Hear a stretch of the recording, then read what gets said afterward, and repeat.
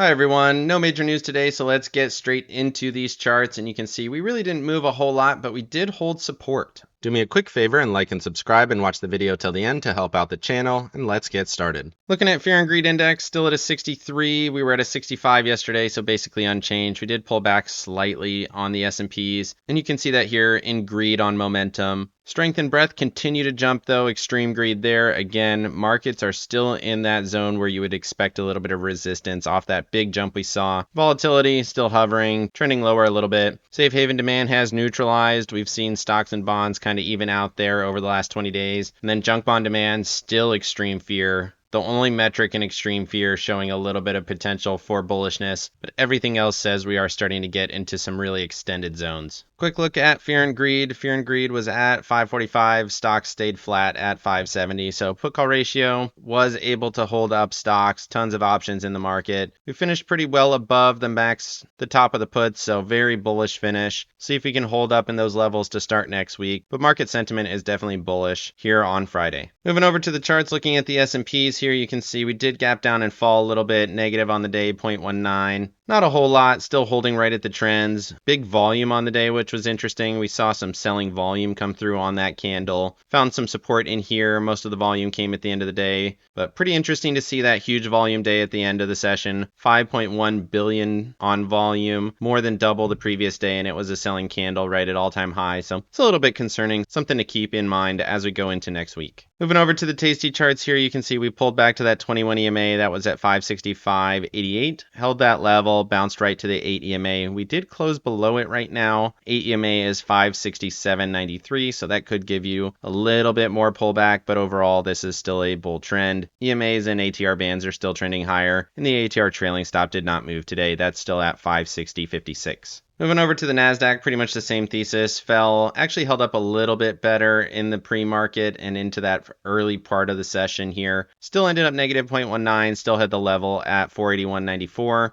We broke well below it, almost hit that 55 EMA at 477, and my next level, 477.69, right in this zone here, but we ended up closing flat. Some of the short-term EMAs have consolidated, strength continues to weaken, and we are right at these previous highs from back here on 22 August, so we'll see what happens. My guess for the Monday session is that we actually go back and fill this gap. The high of that Wednesday candle was 474. The open of that candle for the body of it was 474.70. That's what I would be looking for as a touch. Based on the wicks, you can see we did touch that wick. We did touch that wick high, but I don't consider that a gap fill. I would expect this to come and touch the body of the candle. Moving over to the Russell and the Dow, the Russell actually fell pretty aggressively, gapped down and fell. A little bit over 1%, held the level 221.49, trend support there as well. Momentum still hanging in there, but you would expect that to step down on Monday. If it does, we're probably going to get a couple of days of down move here. So you can see we've had the upswing, momentum flattening, RSI pulling back, waiting to see that potentially roll here into the Monday, and then we'll see what happens. And then looking at the Dow, more in line with the SPY and the NASDAQ, 0.2 to the downside, still stuck between these trend lines here. And then similarly here on momentum, basically flat, RSI pulling back slightly. Moving over to Apple and Microsoft, I just want to highlight the huge volume that we're seeing. Massive, massive volume on this quad witching. That's still a selling candle, down about a quarter, rejected off that 230.28 level. Similarly here on Microsoft, 55.1 million shares, more than double the previous. Again, a selling candle. This volume is definitely concerning. Huge, huge volume. And again, look at Apple, 318 million shares. The normal day is 66 million. So well above. So many times your average daily volume on a selling candle at these key resistance areas. That's definitely something to watch for. Moving over to Tesla and NVIDIA. Tesla gave us an inside candle, so that's concerning. I still like this as a bull trend. Your support is still going to be 232.57. As long as we're above that, I'm still bullish. If it dips below, then obviously we're going to start to see a change in structure there. And then looking at NVIDIA, this still looks like a consolidation. Cannot get above that highly traded zone there.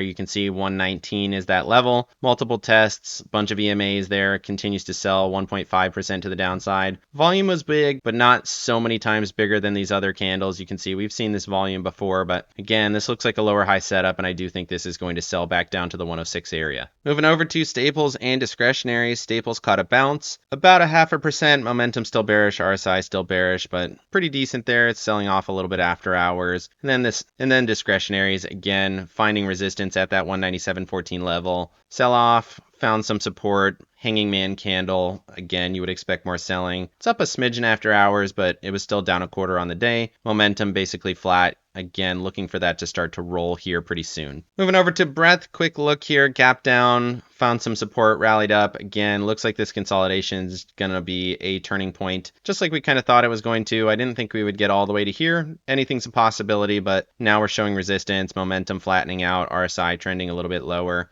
And then similarly here on 50-day, gap up, gap down, island reversal at this key resistance, back below the 77.46 level. Seems like this was just generating a little bit more buying, giving people an opportunity to sell. And now we've seen that huge volume selling, and now we're going to see markets start to trend a little bit lower. Anything's possible, but that's what it looks like right now to me. Moving over to JNK and TLT, these really didn't move much at all. JNK held the level 97.69, so still some bullishness in markets, momentum strong, RSI super overbought at a 71.28, which is a very, very high level for this. You don't see JNK get into this zone very often. The last time we were anywhere near here was December of 23, so about 3/4 of a year ago, and you can see here, right in this zone, finding some resistance, island reversal probably coming at this key point, and then TLT finding support here at the trend line like we thought that it was going to. We'll see how it's going to do here. If it breaks down, your next trend is down in 97.50. Moving over to the VIX, you can see the VIX is continuing to sell. It didn't sell as much as I thought. I thought we'd kind of fall to this 14.9, 14.7 area. Wanted to see that happen fairly quickly, find some support here, and then see what happens after that. So far, it hasn't happened. We're still holding a slightly higher low, but below the trend line. So kind of mixed signals there, waiting for a clear direction. Moving over to my accounts, I made just a little bit of money, not a whole lot, which is fine considering that everything was down quite a bit. You can see that IWM down over 1%, managed to make money in that account. XOP decided to let those shares go at 131, so I'll get assigned on that. Made a little bit more on the call. Shares were basically flat on the day. And then looking at the Qs, still holding the same position for Monday, 475. Made money there. Plenty of protection left down to 475 for $8 credit. So